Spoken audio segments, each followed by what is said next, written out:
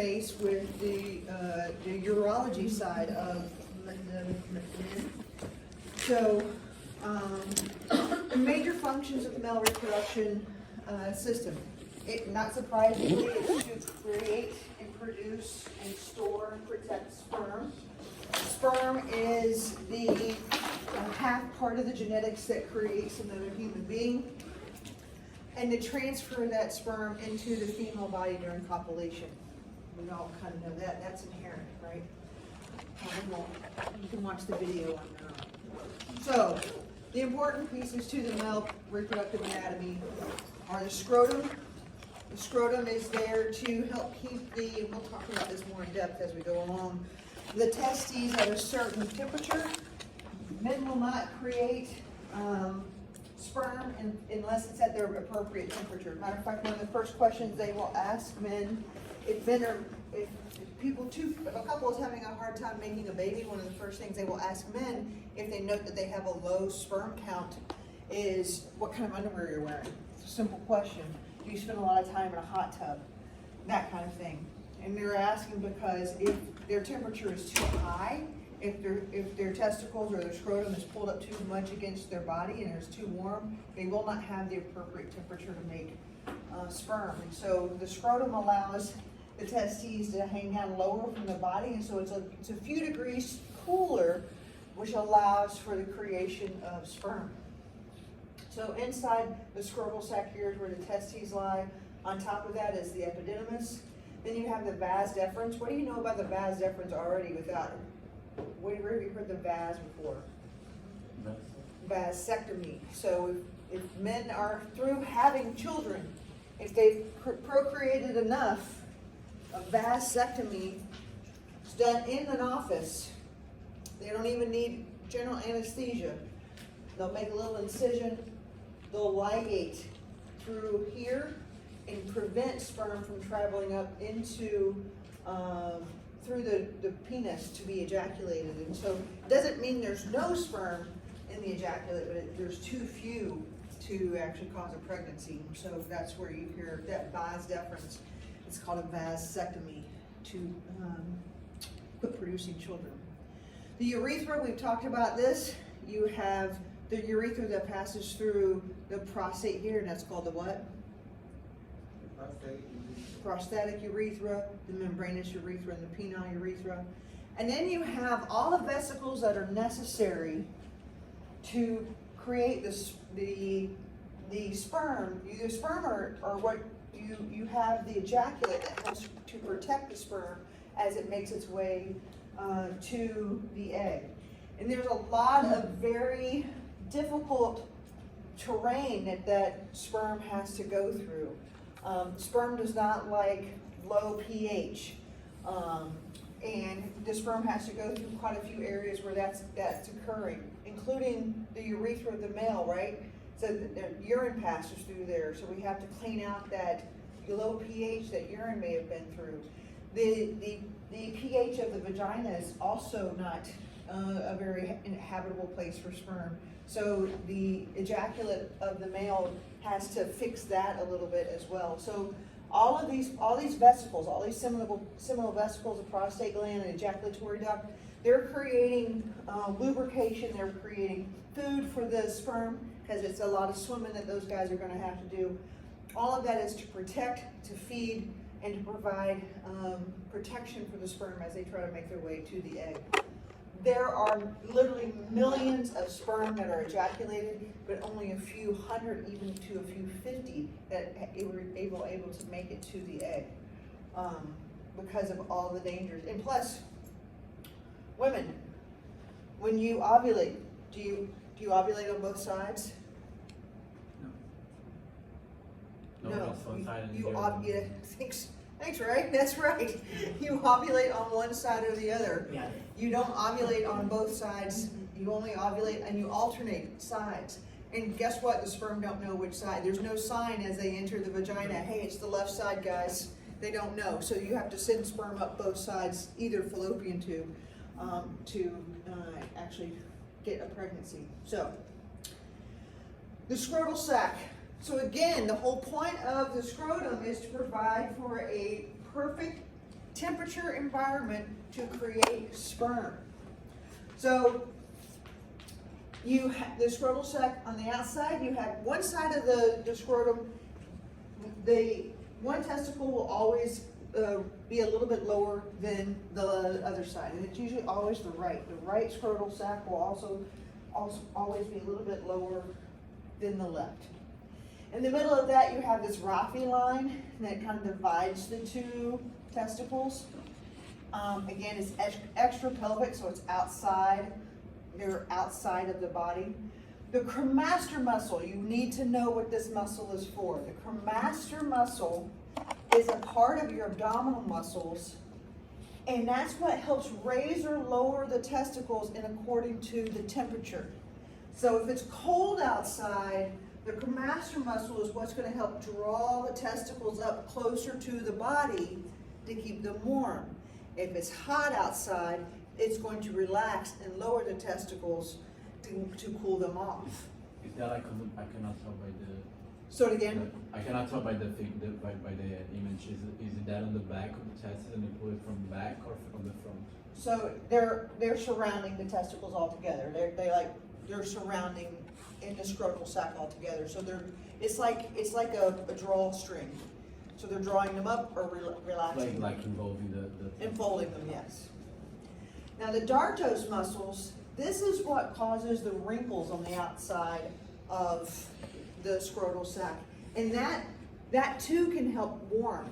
If the testicles, if the temperature change is cool, the dartos muscles can contract, and that causes extra wrinkling on the scrotal sac, which we already know that any kind of wrinkling or if you get cold and you start to shiver, that kind of thing. So that's the dartos muscles.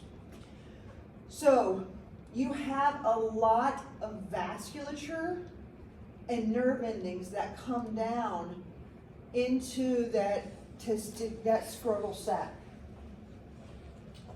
Matter of fact, if anytime the scrotal sac rolls over on itself and that vascular gets occluded, that's a medical emergency, that's a surgical emergency that will get you right into an OR to get that fixed. Because that will cause you to be sterile. So, and that can happen sometimes to young boys when they're outside playing, they get hit, they're riding their bike, they fall on the bike, it causes their testicles to twist, and all of a sudden they'll have a hugely swollen testicle. They go to the OR, they go to the ED, they ultrasound it and they see that it's twisted, they'll go straight to the emergency room, the OR to get that corrected. That is a medical emergency. So, lots of vasculature down here, lots of nerve endings, and that's what helps raise and lower. Of course, you need a good blood supply down there, because there's a lot of cellular events that's going on, especially inside the testes.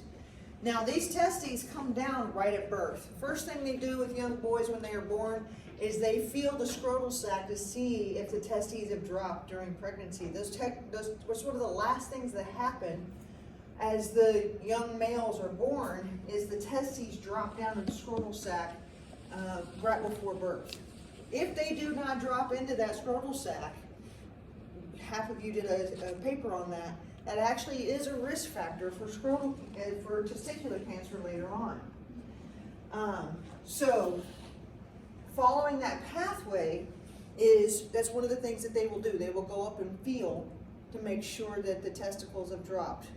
And then if they don't drop by a certain time on their own, they will go get them. They will do a surgical procedure to go get the testicles themselves. Because you risk damaging them, you risk a blood flow issue, you risk multiple issues with that. The other thing that happens, that pathway through which the testicles come down is called the inguinal canal. Does anybody know what guys have a problem with in that inguinal canal? Especially when they lift heavy things. Hernias. And it's not surprising during that same pathway where the testes travel down, that guys, especially if they work hard and they lift heavy things, they can get inguinal hernias. And inguinal hernia is when the bowel comes through that same pathway that their testicles did, and it can get strangulated, meaning that the bowel can get turned over and start turning dark. It's very bad. So they have to push that bowel back in. You'll see a little loop of bowel come out. How what? Bowel? Bowel, like your Intestine? colon, your intestine. So that has to get repaired. I think that can be a very bad thing. But it's basically your colon starts to follow the same track as the testes did. So that's just a weakening in that wall, and that's not typical. But so that's the scrotum. There's spermatic cord. Again, it's connective tissue, arteries, nerves from that ductus deferens. Again, during the fetal development, it is one of the last things that happen. It comes through that inguinal canal, descends through the inguinal canal, and it will reach the scrotum at birth. It doesn't come through until birth, and it follows that spermatic cord. The spermatic cord is actually fairly hefty, but that's where your vasculature is. That's where your nerve endings are, and that's what feeds the nerve supply and the blood supply to the testes for all of the cellular turnover that's going to happen. How long, when do men start creating sperm? Puberty? Puberty. When do they stop creating sperm? Never. Old age? Never. When they die. Right. That men can create sperm. It will trend down, because as men age, their testosterone levels will trend down, and you will only be able to make sperm with testosterone. Testosterone is what drives sperm production. So initially, of course, your sperm production is higher when you're younger, but there have definitely been men who are in their 80s still making babies. Oh, they have deep pockets. So this is where now we're talking about sperm production, okay? The testes, the epididymis, and the ductus deferens. The seminiferous tubules are the site of sperm production. So all of these little areas here, the seminiferous tubules, all of these seminiferous tubules here are the sites of sperm production. We're going to get into that in much more detail coming up. And then as the sperm are created, they come up here to these reed testes, and then they come here into the epididymis for sperm maturation. And so we'll see in particular how sperm, oh, that's a good one. Not even on.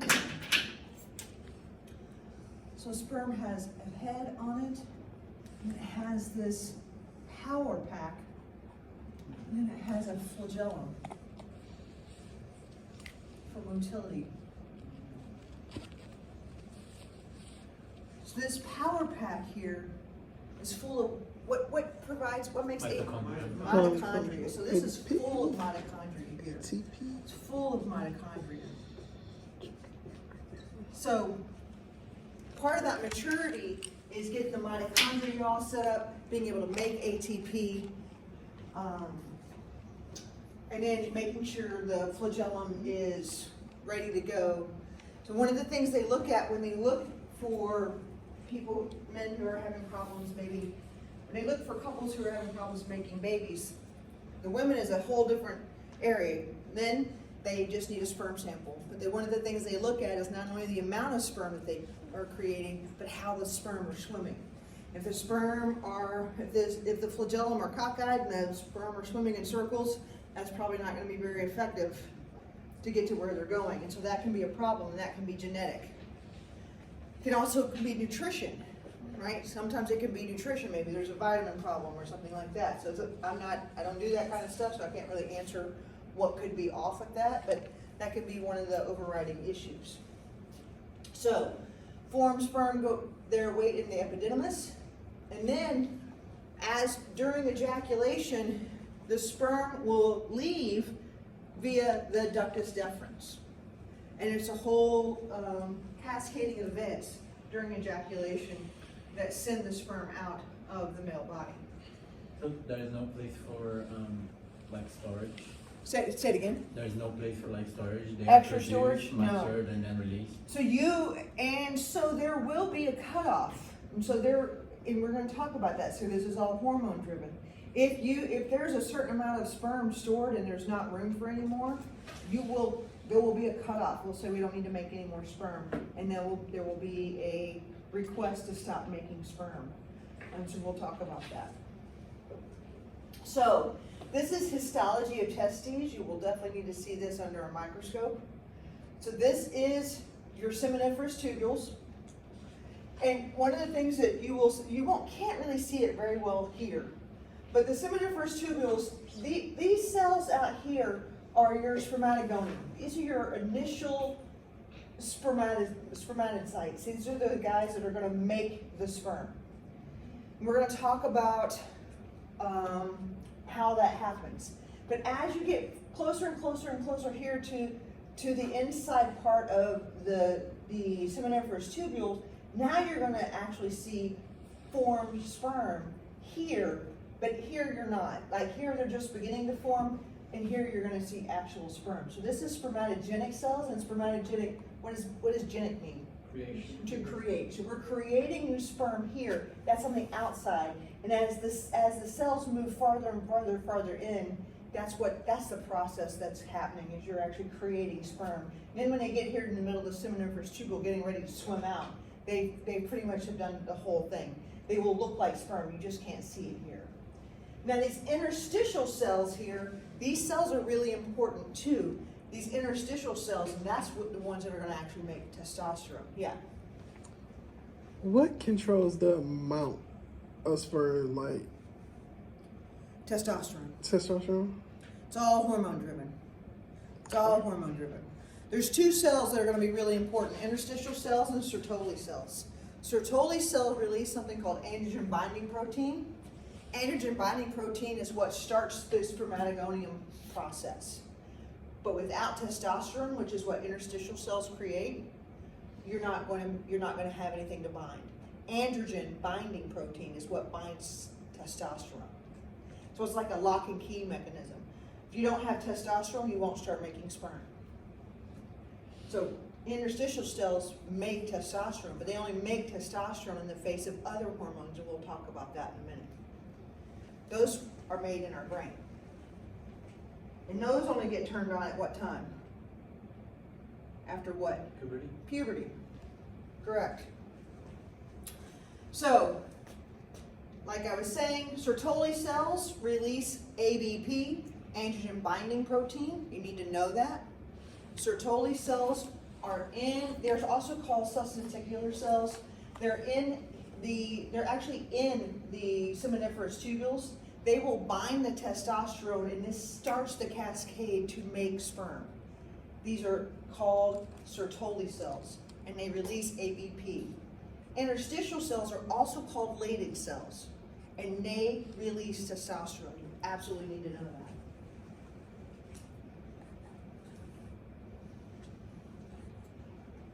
So everything on this picture is doing something. Very busy cells. So the ducts and the glands.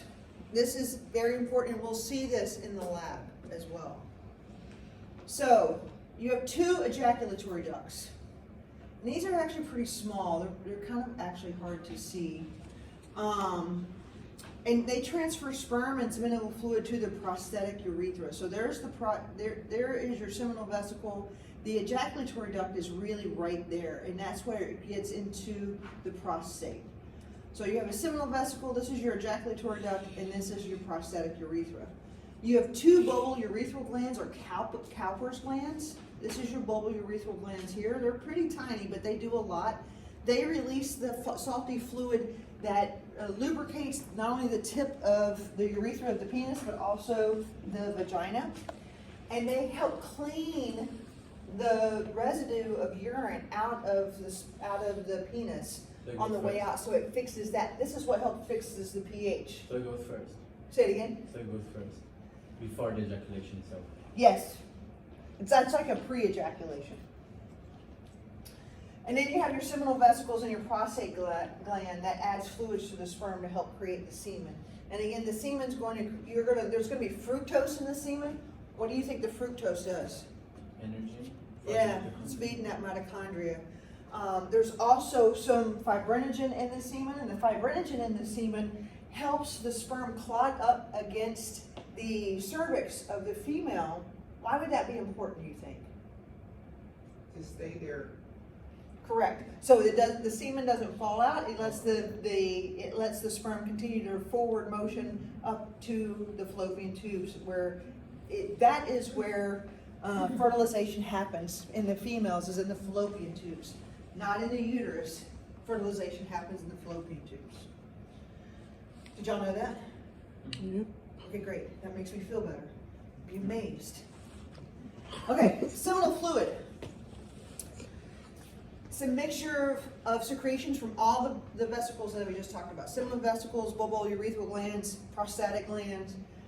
The composition of semen. So 50 to 100 million sperm in just 1 ml of semen.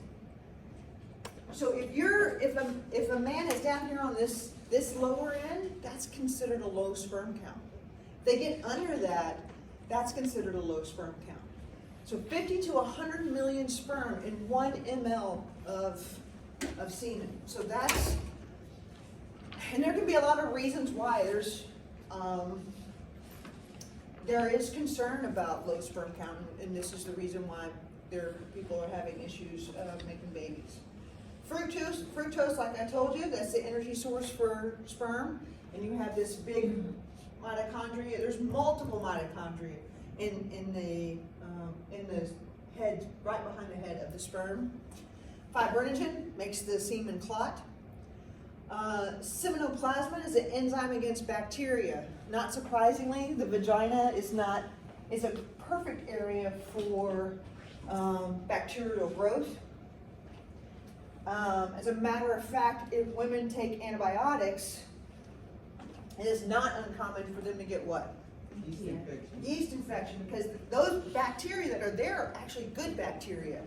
If we take an antibiotic, a broad spectrum antibiotic, and kill all of that bacteria, that allows a yeast overgrowth. So there is bacteria there, so there's a seminoplasmin that helps to take out, because some bacteria will go after the semen and the swimmers, and then you've got problems. And then you have prostaglandins. So this reduces the mucus viscosity. There is mucus, especially up against the cervix in the vagina, and it stimulates reverse peristalsis in the uterus. What do you think that is? Instead of throwing out as it would be usual. It's an orgasm. That's what that is. So that actually brings the semen and the sperm up into the uterus and up into the fallopian tubes. That is procreation. That is biology. That is your body's way of, the whole point is making a baby. That's what you're trying to do. And that prostaglandin is to do that. So with that reverse peristalsis, that is drawing the sperm and the semen up into the uterus, up into the fallopian tubes, hopefully in the body's mind, hoping that there's a ready and willing egg up in the fallopian tubes ready to make a baby. So, for the penis to be able to ejaculate, it has to be erect. Otherwise it won't work. So there's a lot of vascular tissue in there. It needs a fair amount of blood. So you have 3 columns of erectile tissue, and it works with you have 2 corpus cavernosum and you have a corpus sponginosum. That corpus sponginosum is right around the urethra, and it prevents that urethra from being collapsed during an erection. And the tip of the penis is called a glans penis. There's a group of men who have just made a movement against circumcision because they didn't have a choice. I will say the thing about circumcision, it can go either way. When babies get circumcised, you know what they use for pain medicine for babies who are getting circumcised? Neosporin. Sugar water. Just sugar water. that's enough to make babies, they release endorphins and that's all they need. If you're gonna get circumcised at any other age, you're going under general anesthesia with significant pain medication. It becomes a much different operation. But as an infant, it's a 30-second operation and you get sugar water. You literally put Vaseline on the tip of the penis for 3 days. It heals, no big deal. Now, 100% correct, that baby doesn't get a say-so in that. Some of these are certainly cultural and religious. And I'm assuming that baby's never gonna have a say-so anyway because he was born into what he was born into. Some babies, if their foreskin is left on, if it's not taken care of properly and the foreskin isn't retracted, it can become strictured and they can get UTIs because of that. If it's not cleaned properly, if it's not pulled back, they can have a hard time getting urine out. It can get very dirty in there, and then you can get UTIs. Not the way to go. And so then they will have to have a late onset circumcision, and that's a whole different battle. So I get it. I think if I was a dude, I would think it would kind of suck not to have that option either. So as men become dads, I think that's an important discussion to have. I think there's good and bad things for both, but it's an important discussion to have with the wives and make sure everyone's on the same page. Because you can't go back.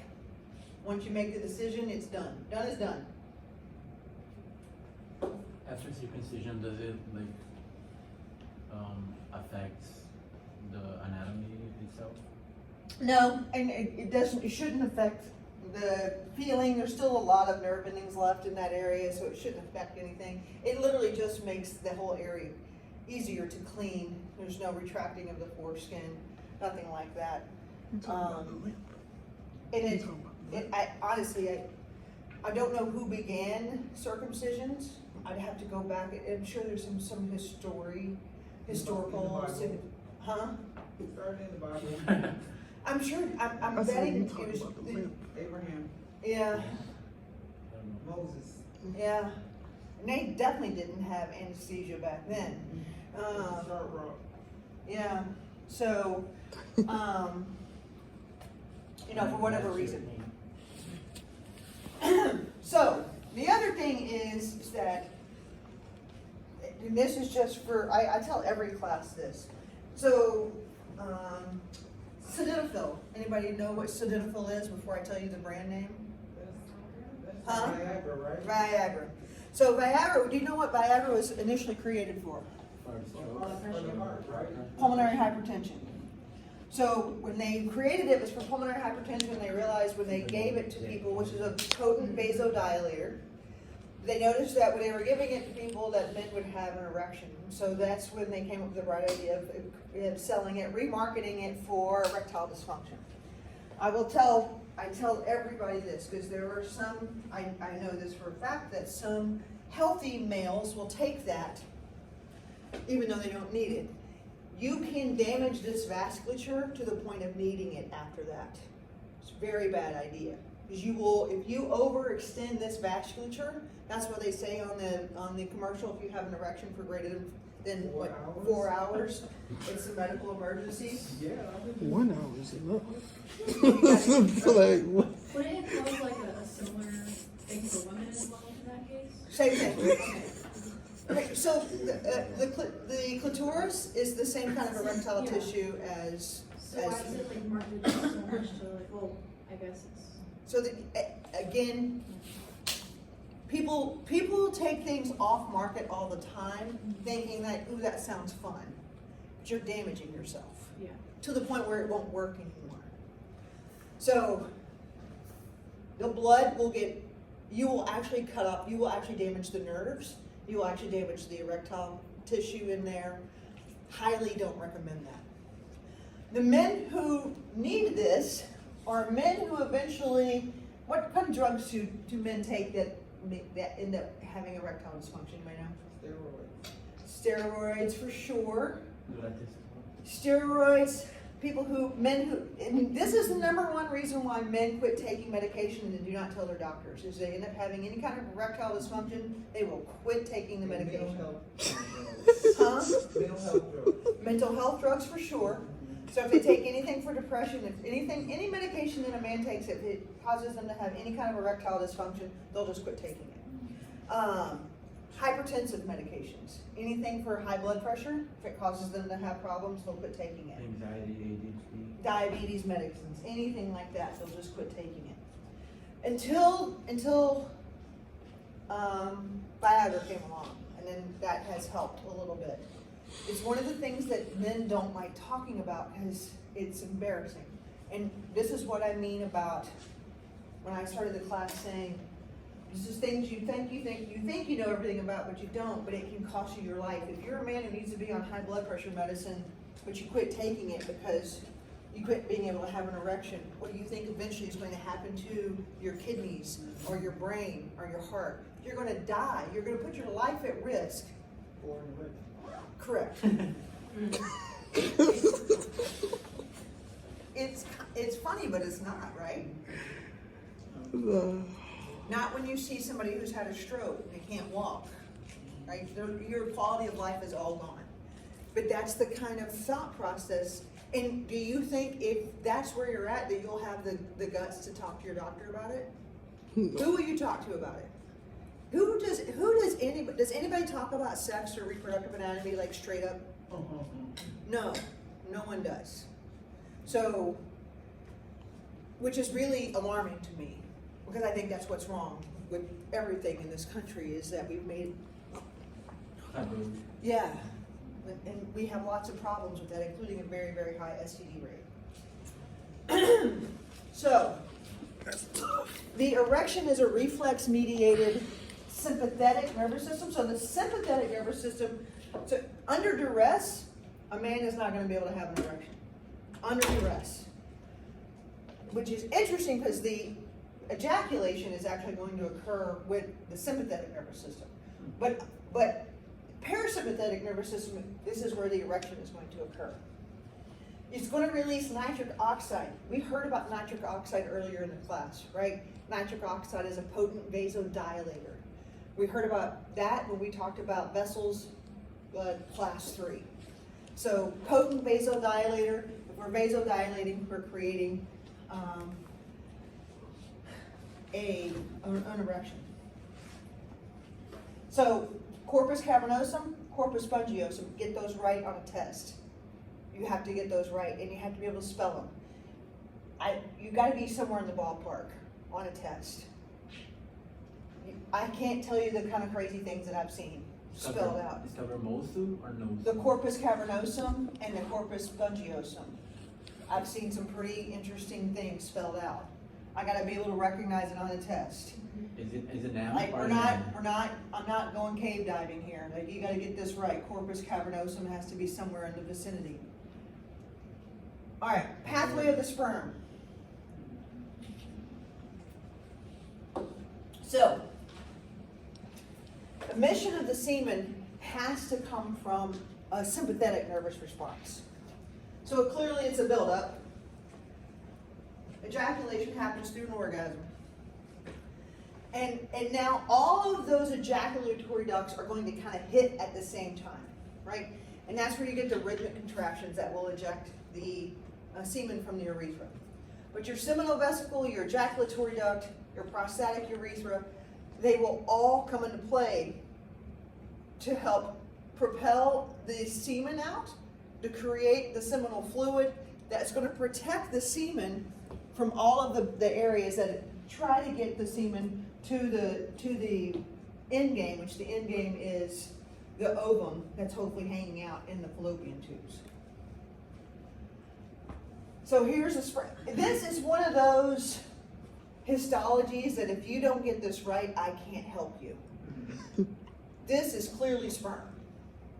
This is sperm all day long. This is like red blood cells. If you don't get red blood cells, I can't help you. If you don't get this is sperm, I can't help you. So, the one thing I want you to notice on the sperm, though, is it has this headpiece here. I call it like a little helmet.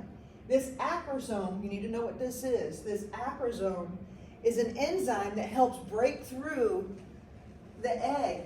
It's not easy for the sperm to get to the egg. It's actually a miracle we're all here, not lying. So that egg is actually in some ways very impenetrable. There's a corona radiata around it. Makes it look like the sun. There's several layers of protection around that egg. And once one sperm makes it through, it shuts everything down. Because if you have polyspermy, it's incompatible with life. Because, and we'll talk about this, it's about chromosomes, right? How many chromosomes do we have in each of our cells? How many? 46. How many? 46? 24. No, 25. No, it's not 44. No, it's 23 and 46. 48. Okay. 32. All right, y'all. Now we're pulling football plays. We'll get there. I Okay. thought it was 24. No, it's not 44. No, the 48. sperm has 23. And the And egg the has. matured 46. They Okay. will help, right? We'll get there. So the flagellum flicks back and forth to make the sperm move. All right. So the reason why the testes are suspended in the scrotum is to Keep them cold. not cold, Provide colder temperature. cool. Cooler temperature. Yes. Provide for a cooler temperature. That's right. Everyone agree with that? I'm still in the numbers. I'm still like trying to remember. I know. I can see you thinking about it. 48 now, I think.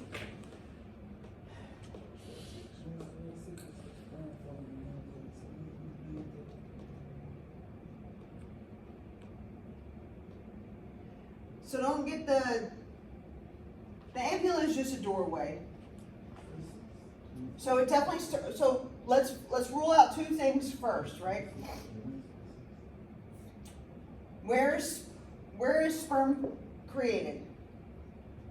The tests, the seminiferous tubules, Okay, so take these two out.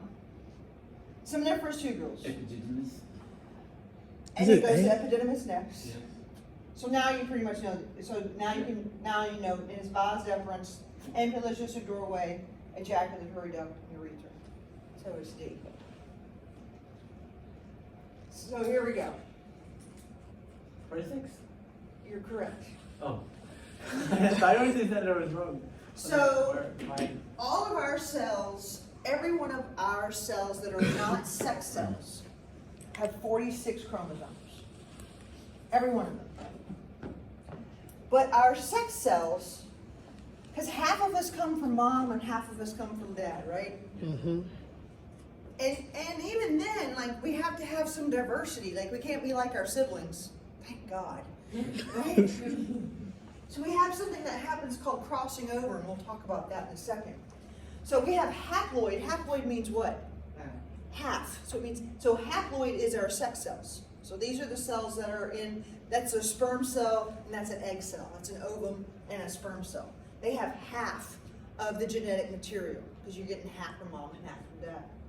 And in diploid, these are the cells that are all of the rest of our cells. So our skin cells are diploid, our eye cells are diploid, our hepatocytes are diploid, our myocytes are diploid. All of our cells, the rest of our cells are diploid. So anybody remember mitosis and meiosis? So we're gonna get into that. So the egg has 23 chromosomes, the sperm has 23 chromosomes. Once fertilization happens, you get two sets and they become 46. Now we have a 2N, now we're gonna make a human. When you think about that from that one zygote that you create a human, I just don't know how you don't believe in like miracles. I cry every time a baby's born, every time. When I cry when someone dies, it's not necessarily for the person that's died, I cry for those that are left behind. But when a baby's born, man, that gets me every time. I actually also cry during Sports Center. So, I don't know what to tell you about me crying, but. Who's your favorite team? Huh? Who's your favorite team? Well, my Rangers just won the World Series, so I did maybe pop a tear for that. So, anyway, mitosis. This occurs for all of our cell growth. You have one nuclear division. The cells, when they replicate, they're each going to have the same amount of chromosomes in each of the cells. The daughter cells are going to have 46. Everyone's going to have the same amount. In meiosis, you're gonna have a different answer. All your daughter cells are gonna have half the genetic material, and you're gonna have something called crossing over. That crossing over occurs so that you have differences. So that you and your sister don't have the same hair, or you and your brother have the different eye color, or somebody doesn't have the same widow's peak. But you're still family, you still look alike, unless mom, maybe did something with the guy who delivers the newspaper or something. But for the most part, you're all together, but there's just little things that are different. Maybe you got the short part of the family and everybody else was tall. Like, that's how that crossing over is how you get differentiation in the family. And there's a biological reason for that.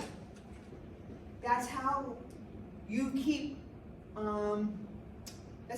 progressing the biological entity. And also you can breed out anything that's negative. So some diseases will not show themselves until after the age of reproduction. That especially happens in some, I never can say the name right, Ashkenazi Jewish folks. So those they have a very high prevalence of genetic diseases that get passed along from generation to generation. So let's talk about this a little bit more. So again, this occurs in somatic cells for growth, one nuclear division, get two daughter cells, they are genetically identical. Synapsis and crossing over do not occur. Occurs in gamete cells for reproduction, two nuclear divisions, meiosis 1 and meiosis 2, results in 4 daughter cells. They are haploid each, and they're all a little bit different, and they have synapsis and crossing over does occur. Watch those videos when you're able to. So if you remember these, you have prophase, metaphase, anaphase, and telophase. This has not changed since 6th grade science. PMAC. Huh? PMAC. Correct. So prophase, you have duplicated chromosomes. Metaphase, everything lines up in the middle. Anaphase, you start tearing everything apart. In telophase, you have complete separation, right? In meiosis, you're doing that whole process twice. And at the end, you end up with 4 cells instead of 2. And when you do that process twice, you end up with half the genetic material in each. Now, crossing over occurs in anaphase and telophase once. That crossing over, literally, these chromosomes snap off and exchange genetic information.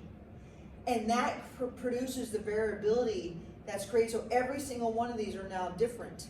They are different. And if any one of these was viable and became the producer of another human, they're going to be a little different than the ones before. So that crossing over is creating all the differentiation that we need. So this is another picture of how crossing over happens. It's before meiosis 1. It's an exchange of genetic information. And you can see how they snap off and exchange. You can see this in color here. So this is homologous chromosome pair. As the chromosomes move closer, the synapsis occurs, and then the chromatids break off. And you have, now this is also where you can have problems, right? Anybody heard of trisomy 21? Yes. What's trisomy 21? Down syndrome. Trisomy 18. Like there's this, during this part is where there can be some issues with genetics, and this is where things can happen. And you can show up in congenital diseases that won't show up until the baby's born. We look for those. We look for a lot of these nowadays, and I'll talk about that when we get to the baby part. But Do some genetic testing. this is what creates differentiation. Yeah. There's a certain age for women, if they start having children after an age, they're at risk for Down syndrome. So you consider women at 35 and older to be high risk, but women who are much younger than that can have babies with Downs. My mom had me like almost 50. Dang. Wow. Dang. Yeah. My mom's 36. 30 what? 37. Wow. Yeah, women are older and older now having babies.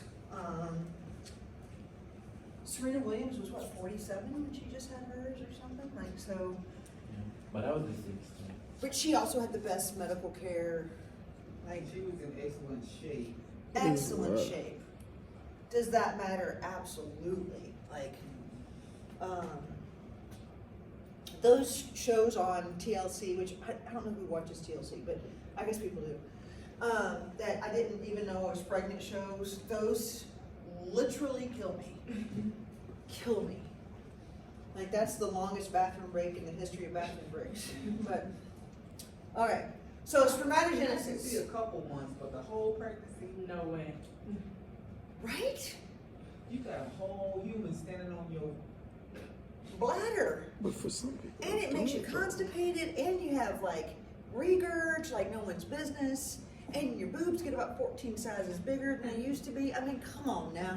Come on. So bad. We had a dog come into the vet hospital and they only gained 2 pounds during her pregnancy, and it was a golden retriever, and they had 8 pups. And so the owners didn't know it was pregnant. The I dog. bet the dog knew. I bet she did too. She was like, I'm gonna need y'all to buy me a much nicer, like. like December's coming, I have a surprise. Okay, so again, men can or start producing sperm as soon as they start going through puberty. As soon as they start producing testosterone. How do you know guys are going through puberty? What starts to happen? It's in the bathroom. Wet dreams.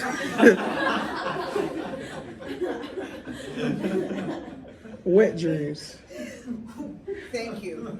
Hair Thank starts you. going Yeah, down. so wet dreams are not anything, and that's actually the beginning of, that's an ejaculate that happens when there's usually no sperm in it. That's just their mechanics starting to work. It usually only happens at night. They don't talk about it.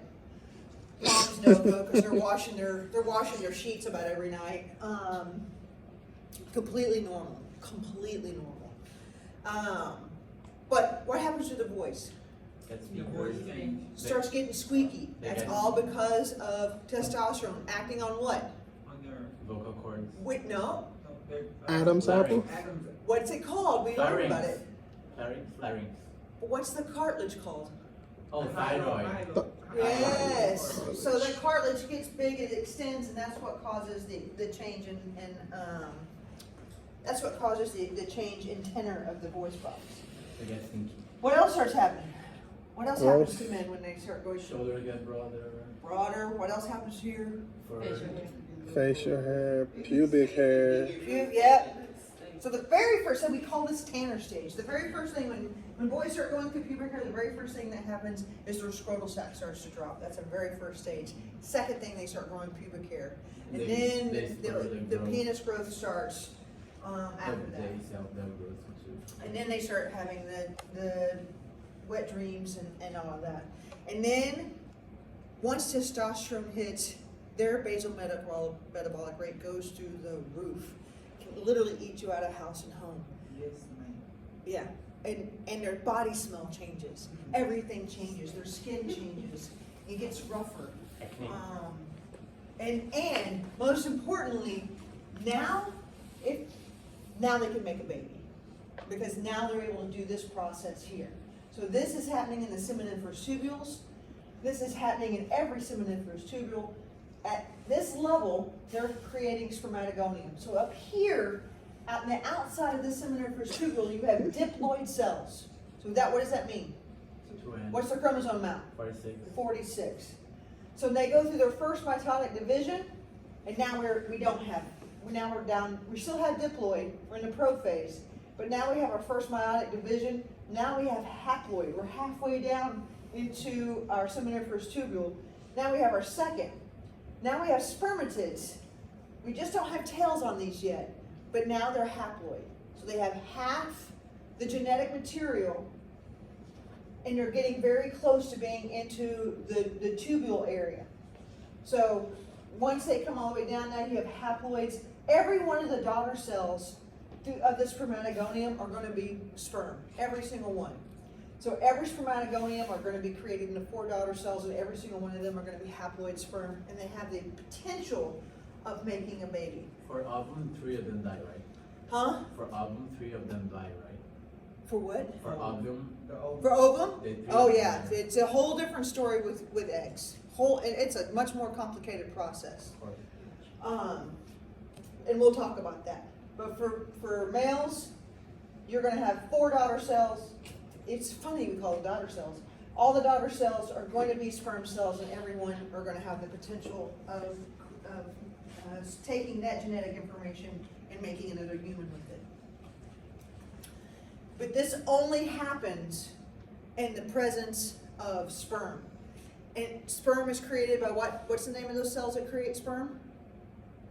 Spermatogonium. It's called, there's 2 names for it. It starts with an I or an L. Lady, Leydig Leydig. cells or Leydig. interstitial cells. And your Sertoli cells release what? A, Testosterone. ABP. Sounds like an all points bulletin. Wasn't the interstitial releasing testosterone? Testosterone. But in the face of it, we're going to talk about this right now. So hormonal control of spermatogenesis. These same hormones control women too. So once you get these hormones down, it's going to be the same for females and males. So the hypothalamus releases gonadotropin releasing hormone, GnRH, gonadotropin releasing hormone. This happens at puberty. So when do males go through puberty? What age? 14, 15. 12. It's usually later than girls, right? So the girls usually get gargantuan on the boys first, and they like it. They like tower over the boys for a second, and then that goes away. And then the boys go away. And it's always in the summertime. The boys come back, and they've grown like 14 inches taller. And they're all gangly, and they don't know what to do with their limbs because they're all walking like funny for a second because they've grown so fast. Actually, boys can go through such a growth spurt that they pop a spontaneous pneumothorax. What did I say a pneumothorax was? The floating breakage. So their lung collapses, right? Because they grow so fast, they are unable to maintain that growth, and their lungs are not supported, and it collapses. And hurts the bones. Hurts badly. So now this goes down to the anterior pituitary, where you release 2 different hormones. This is what controls spermatogenesis, and it also controls oogenesis, but we'll talk about that later. So follicle stimulating hormone impacts Sertoli cells. Right, you need to know this. This whole slide you absolutely need to know. Follicle stimulating hormone impacts Sertoli cells.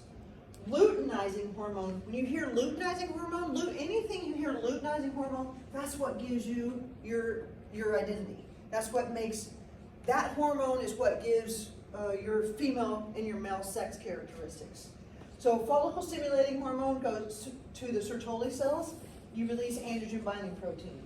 Luteinizing hormone goes to the interstitial cells, causes the release of testosterone. Then that produces spermatogenic cells, and then you have spermatogenesis. Now, if you have too much testosterone, for whatever reason, if you're taking, why would you have too much testosterone? If you're taking steroids. If you're taking excess steroids, you would start releasing inhibin, and that would go period and you would stop producing your own testosterone. It's a negative feedback loop. That would be a negative feedback loop. Here, if you have an excess storage of testosterone, if you have an excess storage of sperm and you don't have enough room for it, you would release inhibin. Inhibin is another hormone. Inhibin would come up and stop the production of GnRH. It would stop the release of FSH. So you wouldn't release androgen binding protein. You can have all the testosterone in the world, but if you don't have the androgen binding protein, you're not going to start spermatogenesis. Make sense? So this is the cascade that happens, and males can do this after puberty to the rest of their life. They can make sperm, they can make babies. But understand that this is a negative feedback loop. Too much sperm, you're going to inhibit. Too much testosterone, you'll turn it off there. There is such a thing as too much testosterone. Secondary sex characteristics, like we said. Males also will have a much different layout of muscles and fat. I remember when I played basketball, we always had to go to the guys' locker room. It was such a much different smell in the guys' locker room in high school than it was in the girls. Like, man, and it's all testosterone based. That's all hugely just hormones. Just hormones. That's all it is. Interstitial. Interstitial. That's it. So, tell me what hormone induces